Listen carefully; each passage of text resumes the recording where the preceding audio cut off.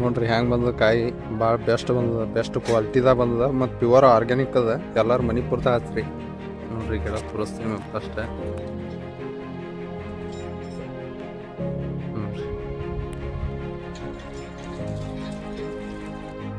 ನೋಡ್ರಿ ಎಲ್ಲ ಒಳಗೂ ಬಿಟ್ಟಾವ ಕಾಯಿ. ಆದ್ರೆ ಇಲ್ಲಿ ಭಾಳ ಎತ್ತರ ಆಗಲ್ಲ, ಇಲ್ಲಿ ಸ್ಟಾಪ್ ಅದಾಗಿದೆ ಆದ್ರೆ ಕಾಯಿ ಜಾಸ್ತಿ ಅದ ಮತ್ತು ಹಮ್ಮದವ ಕಾಯಿ.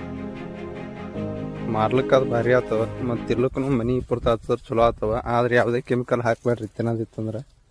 ನೋಡ್ರಿ ಹೆಂಗೆ ಸೈಜ್ ಕಾಯಿ.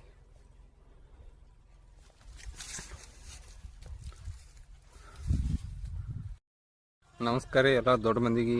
ಇವತ್ತು ಭಾಳ ದಿನ ಆಯ್ತು ವಿಡಿಯೋ ಮಾಡಿತ್ತ, ಅದಕ್ಕೆ ವಿಡಿಯೋ ಮಾಡಾಯ್ತ.